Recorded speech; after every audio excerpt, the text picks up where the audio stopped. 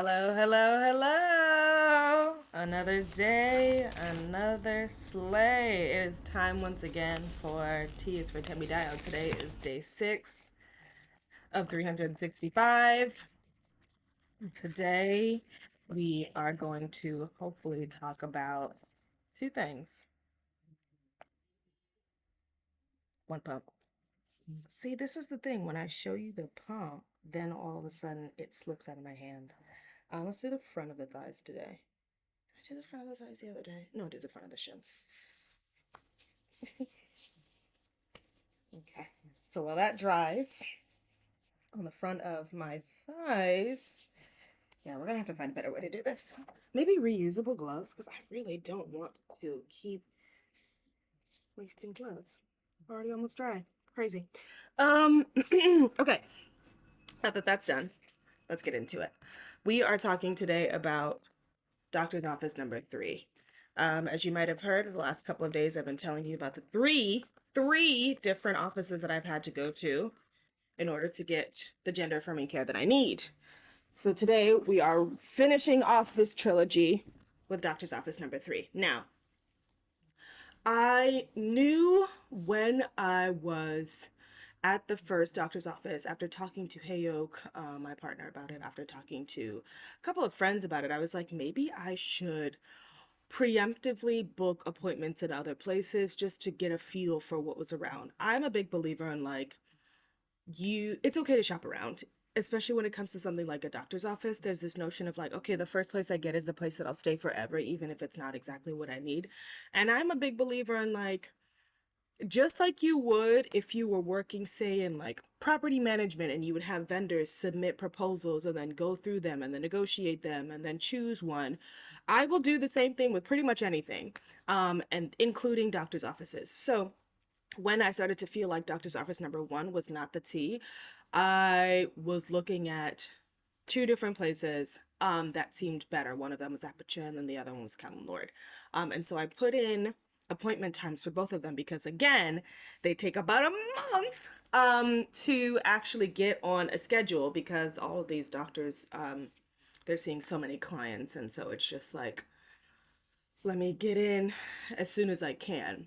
So I had the appointment with doctor's office number 2, but in my back pocket, I was like, 2 weeks from now, if I'm not feeling like it's going well here, at least I will have an appointment for doctor's office number 3 after what happened in the second video. Again, you can watch that here. I was like, it's time for me to go.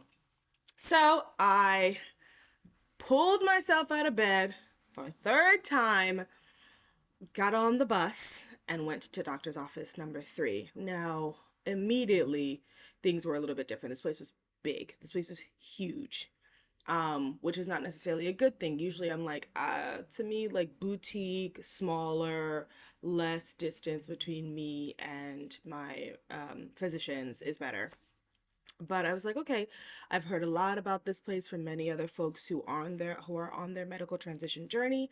So I will give this place a try. I walk in, I find the place that I need to sit at, and as soon as I land at my appropriate sign-in space, they call me back. And I was like, love that. No wait. Immediately I sit down with this doctor, with this physician, and she's like, what are you here for? After they do all of my, this, that, and the third. Also, let me take a step back because it's really important to say that the care was starting almost immediately. Not only did I realize, okay, yeah, the person that's checking me in for my appointment is trans. When I saw the nurse, she was very clearly like, this is exactly what I'm going to do. This is the information that I'm going to be getting from you as we take your blood pressure, as we take your heartbeat, as da da da da, will heighten weight. She asked me if I would like to tell her that information instead of being, having me get on a scale or having me, pull out with the thing that they do on the measuring thing. And I was like, okay, yes, consent. Whoa, what a crazy idea in an office where people are going to be palpating your body. And so that was already a green flag for me in the right direction. So by the time that Lauren came in and it was time to speak with her, I was already feeling like, okay, a little bit more relaxed, a little bit more like, I think this is going to go well. So I sat down with her and she was like, what are you here for? And I was like, I'm here for gender affirming care. And she was like, okay, what does that look like? Like surgery, injections, gel. And I was like, I would like to start with the gel and then maybe move on to injections and then maybe talk about surgery along the line. She was like, okay, I will write you a prescription for that right now.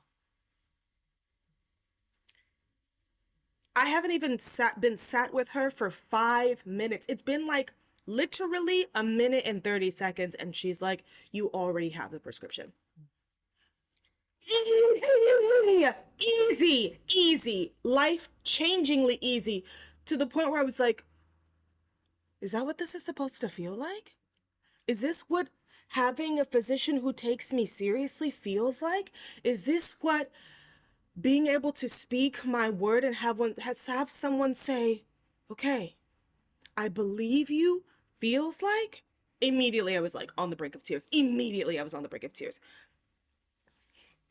And she was like, okay, we're going to do. And I was like, oh, there might be a situation with some prior authorization. She was like, okay, so you can have it sent to your house. You can pick it up here because we have our own pharmacy, or we can just deal with the prior authorization if you want to pick it up at the pharmacy closest to you. And I was like, let's choose the third one, because at the end of the day, I want to be able to just go to my local pharmacy, pick up my meds, and get out of there instead of having to go back to the physician's office where there's going to be a lot of people and a long wait, which you told me there was a long wait, or have it brought to my house via some kind of third party subscription service. Not a fan of that. Not a fan.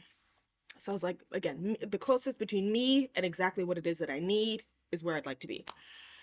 So she was like, okay, boom, boom, boom, boom, boom. If you start to have pushback, call me, call the physician's office, call the pharmacy. We will figure that out. She's like, anything else I can give to you? And I was like, also, based on the conversations that I've been having with other physicians, it seems like I will need some sort of like behavioral health and or psychiatric care. And she was like, okay, I can write you a script for X, Y, and Z. Ended up being sertraline was what we decided to go with. And we will get you on board for for behavioral health if it feels like you need that in a follow-up appointment. So we're going to start with these two medications that you have a prescription for already, boom, easy.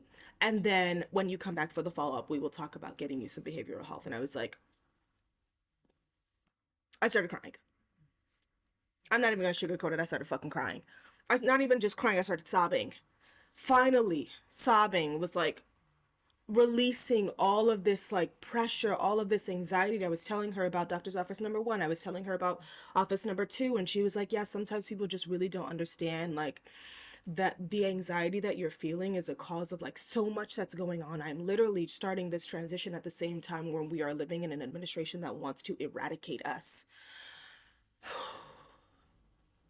That is reason enough for me to feel anxious. And the fact that people aren't feeling anxious to me gives me pause. It makes me feel like, why aren't you nervous about what's happening right now? Why don't you feel more urgency on the behalf of your patients about what's happening right now? And so I was just crying. I was just letting it all out for the first time. And she grabbed some tissues and she was like, literally, there. Like, I get it. I'm so sorry that this has taken so long. Let's get this started. It was everything. It was everything to me. Woo! I could cry just thinking about it right now.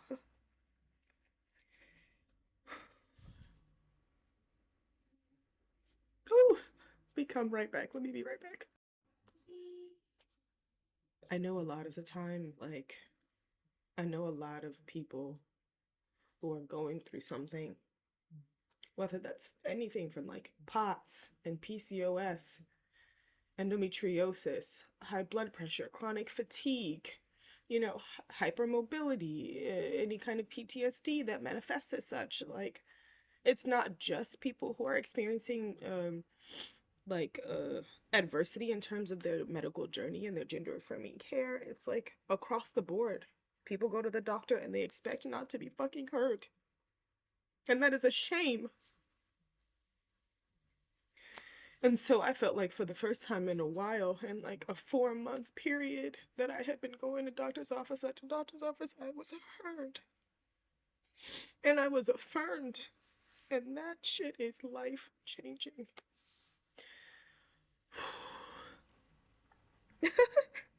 So I hope If you're watching this, you find the physician that hears you, that holds what you're saying as truth and believes you the first time you say it, that you don't have to prove yourself.